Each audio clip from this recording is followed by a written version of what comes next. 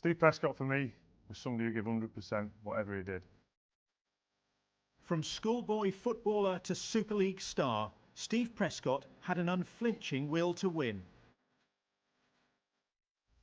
Steve Prescott was my dad and my hero. When he fell ill with a rare cancer, he set out to beat it and along the way became an inspiration. This is his story.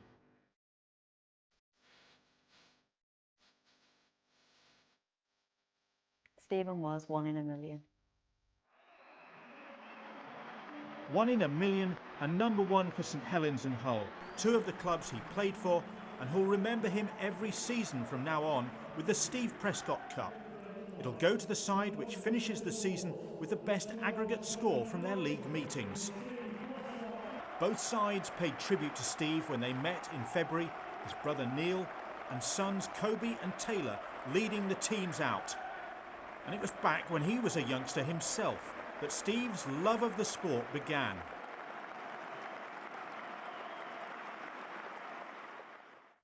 We was playing football and rugby, but it was too much, I thought, at the time, so I said, just have to give one up. Anyway, he said, I'll go to play rugby, you know, and Eric Chisnall, seeing him playing, he's been coaching at St Helens Academy, and he asked him to go down, like, you know, and when he signed, I was really chuffed, like, because I played, like, for St Helens and that.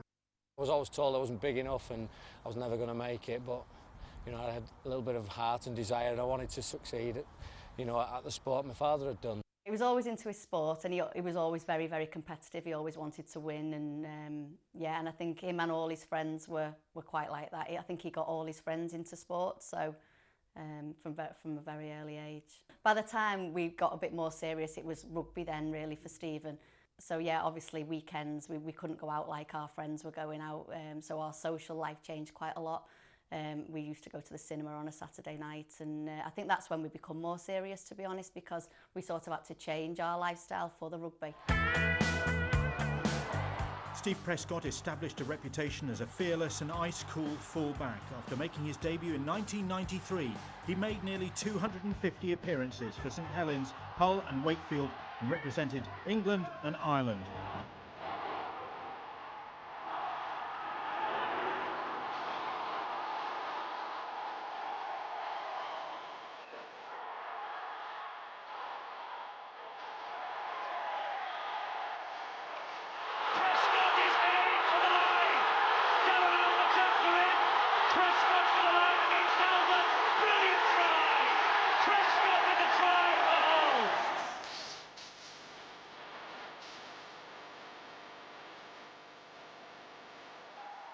One of the highlights of his professional career was scoring 2 tries for St Helens against Bradford in their 1996 Challenge Cup final win.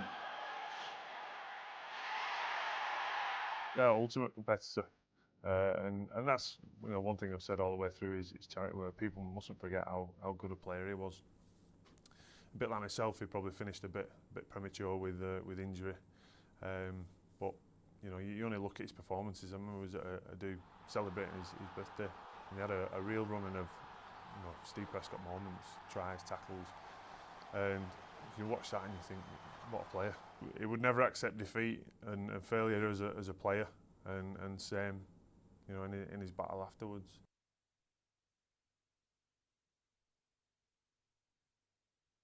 Kobe arrived on September the 8th, and on the same day Stephen had a consultation with a private consultant because he'd been going to the doctors for 12 months complaining of indigestion, not feeling great. When Taylor was jumping on him, his abdomen was very tender, and he just got sick of it really.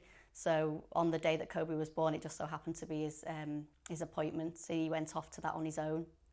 I'd just come out of hospital with the baby, and I got a telephone call off him, in really, really upset, and just said he thinks I've got the big C. He couldn't even say the word. We just had to wait then for tests. He was booked in, that was the Friday, he was booked in for tests on the Monday and Tuesday, blood test scans, and it was the following Friday when we actually got the news that it was cancer, it wasn't lymphoma.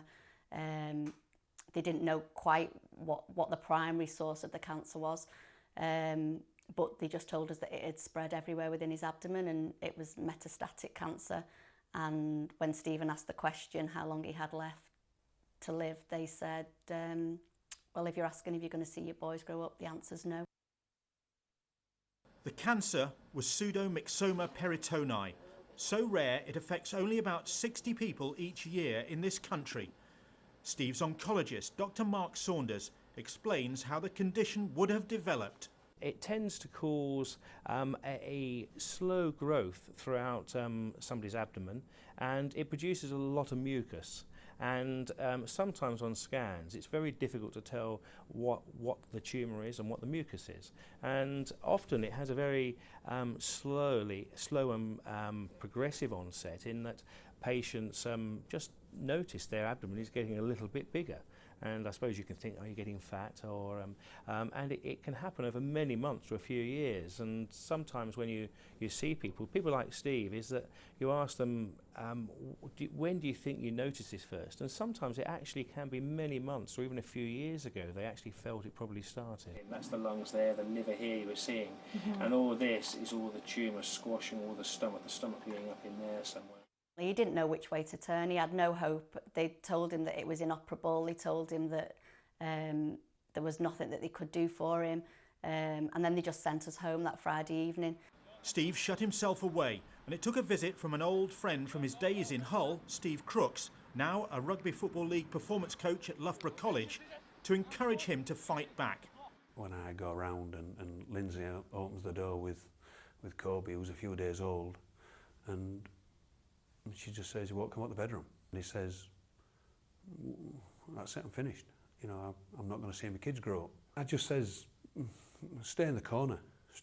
Curl up in the corner and die, and go out with a whimper. Who cares? Or do you want to battle?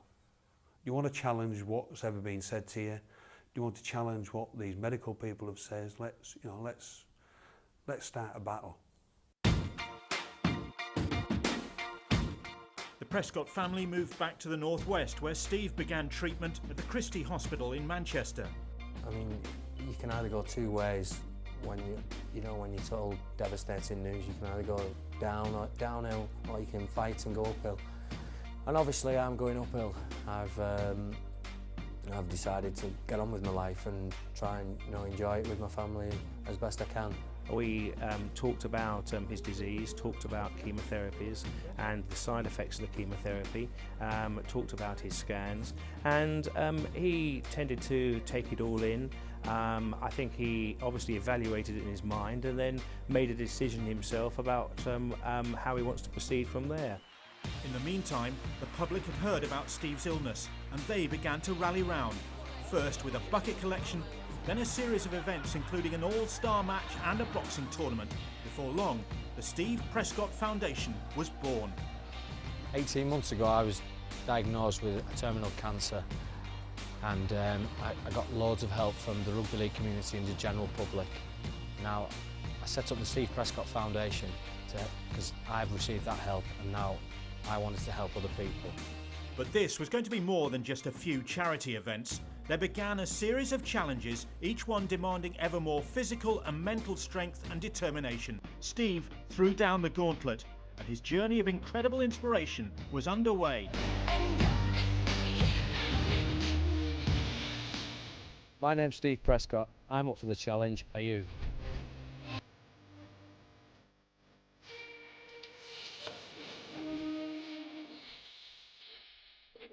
The gladiators are entering the arena.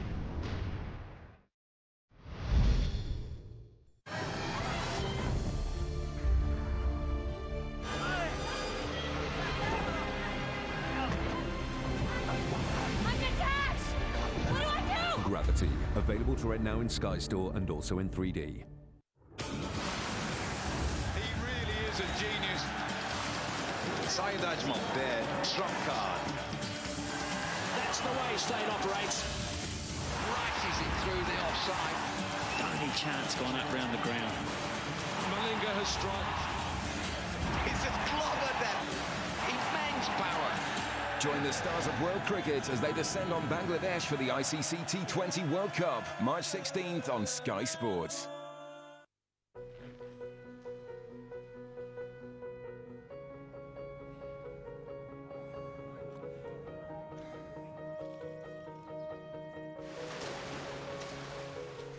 Dig!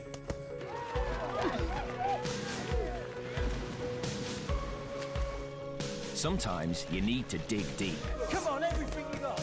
During hard exercise, breakdown happens deep inside your muscle fibers. Maxi Nutrition helps provide your muscles with the proteins they need to recover, helping make you stronger and perform better.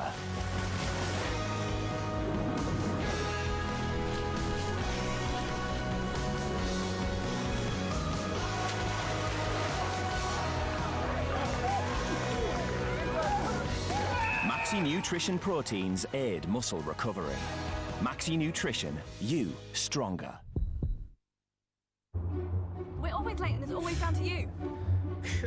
Your dad won't even notice. Oh, come on. Leave it.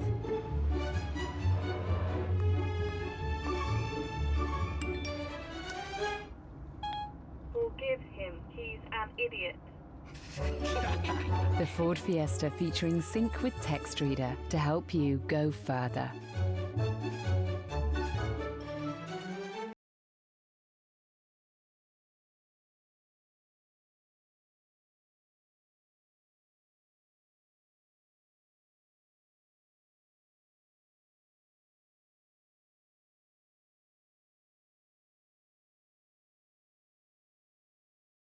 And they party on the good foot.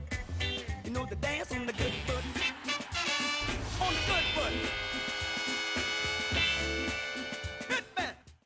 Formula One season is just a week away. But tomorrow sees the start of a new F1 show, Sky Sports F1, 8 o'clock. The gladiators are entering the arena.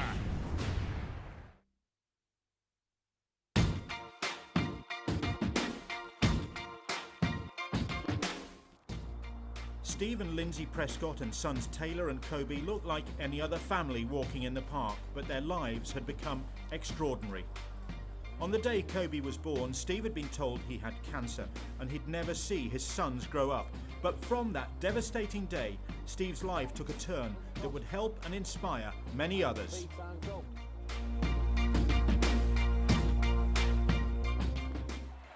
One of the first fundraising events for the Prescott family was the match featuring Saints stars from the past and young Taylor Prescott, who demonstrated he had his dad's pace and courage.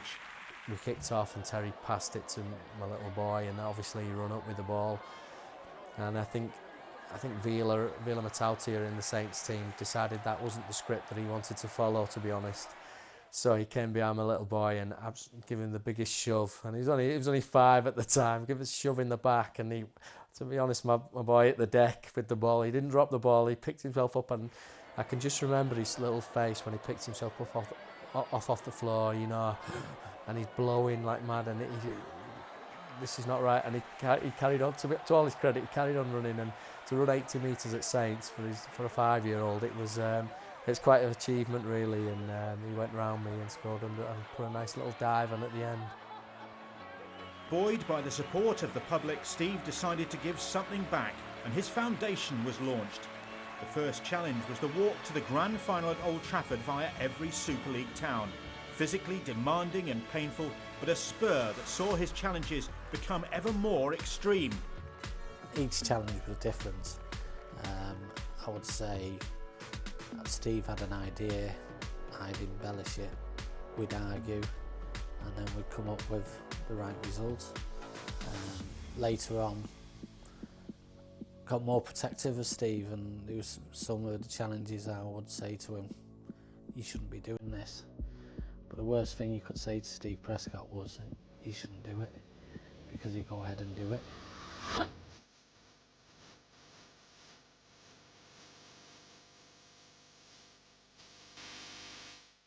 And at his side through most of those challenges, his old friend Paul Sculthorpe. I've always had a lot of respect and say I got on well with Steve, that he wanted to get more involved, and and probably struck a relationship up with Steve after getting involved with the foundation. You know, probably with me retiring, the foundation probably helped me as well in giving me a bit of a focus and something to train for, something to challenge myself, and that's probably where I grew, you know, the relationship with Steve. Steve was still fighting the cancer, but he refused to let his illness define him. His charity work earned him the Mike Gregory Spirit of Rugby League Award and the MBE in the 2010 New Year's Honours List. Steve was a great believer in positive mental attitude, and that's what the challenges gave him. It kept him busy, kept him from thinking about the pains that he was going through on a daily basis, kept him, you know, just gave him that focus, that drive. I think that's what happens with a lot of rugby league players when they finish. They've not got that focus and drive, and that's what the Steve Prescott Foundation does. It gives them something to train for. Steve had been training all his life, and the thought of not training was, you know, was really negative. So with Steve, everything was positive. That positivity helped get him through one of the toughest challenges, the race to the grand final in October 2012 from Hull to Old Trafford via Liverpool, running, swimming and cycling. Steve was already feeling weak, but he insisted on taking on the whole challenge. Many a time I've thought, you know, you shouldn't be doing, certainly the last one that we did, the race to the grand final in 2012, it was a tough event. You know, first a 1.2 mile swim in Hull, where we ended up swimming in a lake because they wouldn't let us do the Humber, which was probably a smart move. But then, you know, we ride through the night, 140 mile on a bike through. You know, I remember riding over Saddleworth Moors at 1 o'clock in the morning in the worst weather I've ever rode a bike. I'm thinking, I'm suffering. That's probably the nearest I've ever come to throwing a towel in, ever. But, you know, we push through. And I remember seeing Steve, I think we landed at Liverpool like 3 hours before Steve, and he come in. I'm thinking, how has he got through this, knowing what he's putting his body through? And yet he was the first one up in the morning saying, we're swimming the Mersey. And I remember him saying when they were giving the talk on the Mersey, the guys running it pretty much wanted to call it off. They said it's too dangerous. They cut the numbers down immediately. They said if anybody is going to go, then there's probably going to be 10 or not the 30 that are supposedly doing it.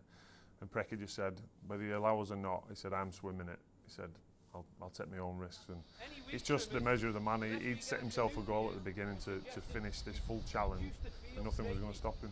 Stood on the side of the Mersey, and I thought, you know, if they call this off, I'm not too fussed, to be honest. It was we'd been stood there an hour, we were freezing in wet suits that we had on, you know, the day before in Hull. But Precky just said we're doing it, and as soon as he did that, you know, straight away all the rest of us just said, well, you're not swimming on your own. We're all doing it and sticking together.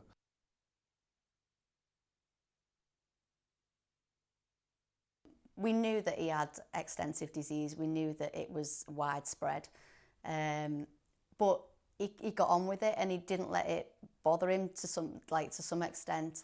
But from the challenge in October 2012, we could see things were progressing and he was deteriorating. So we decided just to research on the internet small bowel transplants, and he found a centre in Oxford that was successfully doing the transplants. For the last 3 months of his life, Steve Prescott stayed here at the Churchill Hospital in Oxford, one of the country's leading cancer treatment centres. At the Churchill, consultant surgeon Anil Vaidya and Professor Peter Friend put together a team who would perform a complete stomach transplant, something that had never been done before. By the time he came to see us, he was very close to the end of the road. He had this very large abdominal tumour, which had been growing progressively for several years, and essentially was by this stage occupying the whole of his abdominal cavity, and there was really nowhere to go. For him to go through this procedure at that point, at that stage of his disease process, was a big deal for him. But he, I tell you, had no second thoughts about where he wanted to go. This was another challenge for him, and he knew single-mindedly he wanted to beat the disease. Despite being in the intensive care unit at the Churchill for much of the 3 months he spent at the hospital, Steve insisted on doing fitness work, lifting weights and riding an exercise bike so that he'd be in the best possible shape when the time came for surgery. And this is a man, when he was in the hospital with the clot in his veins, perforation in his bowel, he was on an exercise bike in his room and cycling 15 kilometers a day. This is unbelievable. This is just not believable. He just wanted someone to take a chance on him, and he knew he couldn't carry on the way he was going, and he wanted an option, and that day we were given an option, and it was brilliant. Then in October 2013, Steve underwent this country's first ever complete stomach transplant. He chose the brave option. He chose to go for something which had not been done before, and that, I think, was the sort of man he was. So there he was, after 32 hours, he had beaten the cancer. The tumour was out of his body. The tumour that was perforating his abdominal wall was out. He had a new abdominal wall. And all he had to do was recover from the operation. I went in to see Stephen about an hour after he'd come out of theatre. I expected him to be asleep, but he wasn't. He was awake, and he was asking for a pen and a piece of paper. He was writing messages down. He had a tube down his throat helping him to breathe, but he was still communicating and asking questions. And then a couple of days after surgery, he had the breathing tube out. He was sat up in a chair. He was talking. He was ringing the boys. And I thought, he's done it. He's done it. Steve had won his battle against cancer, but now he faced another challenge. It was something called graft versus host, where the donor rejects the recipient. So it's not uncommon, I don't think. We were warned that it could happen, but there was treatment for it. But in Stephen's case, again, it wasn't straightforward. It was something a little bit more complex. And by the time they realised what was happening, it was just too late.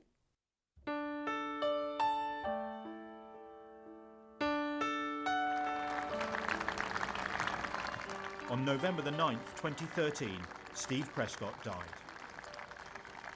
St Helens came to a standstill for his funeral. Supporters and former teammates among those who paid tribute to a man whose bravery, right to the very end, has given hope and inspiration to others. I think through his bravery, through his determination, through his single-mindedness, he's carved out a path. He's travelled a path that no one else had travelled. So his bravery, I'd say, has actually put up a big imprint into a way that people in the same situation might benefit from, in the future. Looking back over one's complete career, right from the beginning, it's possible to remember one or two patients very well indeed for particular reasons, and Stephen was undoubtedly one of those. Was it worth going through that? Definitely, definitely. No regrets whatsoever. I just think that if Stephen hadn't got that transplant, it would have been so much harder for me to deal with and to live with, because he got his dream. That was all he wanted. He wanted to be rid of the pseudomyxoma. He always said that it wouldn't beat him, and in the end it didn't. On a rainy day in December, Lindsay and her sons returned to the Christie to add Steve Prescott's name to the hospital's Tree of Hope, which honours fundraisers who've made a difference. Well, the Steve Prescott Foundation certainly has, with over £500,000 raised for charity so far. And the foundation is now backing the cause of the Churchill Hospital, as well as the Rugby League Benevolent Fund and the Christie Hospital. The Steve Prescott Foundation is going to be, trying to encourage people to become donors.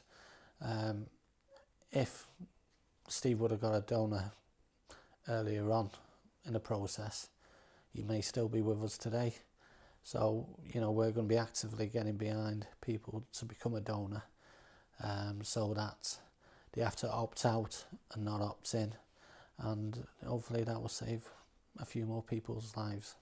I think as an inspiration to other people, I think that's also a legacy is left as well, because people will still look to him and think he was having treatment from 2006 to 2013 and was still living I think, a good life at that time. And so I think he's left a legacy in many ways, I think, really. I think he's inspired so many people, then, you know, general people of the public, to get off their bums and do things, help themselves, to cancer patients, to, you know, anybody who's ill, not to give in. And obviously, you know, with this surgery, for people with the same condition as Steve, that there is an option. And I think that is the biggest thing that he's left. Steve's memory lives on the pitch. This week, 7-year-old Kobe Prescott made his debut for Thatto Heath, while Taylor is a Liverpool FC junior. And now Steve will be remembered at the highest level of the game, with the renaming of the most prestigious individual honour in rugby league, the Steve Prescott Man of Steel Award. I don't want to embarrass you, but you are an inspiration. No, I wouldn't say that, no. I wouldn't say that, definitely not. I'm just doing what I can to help people.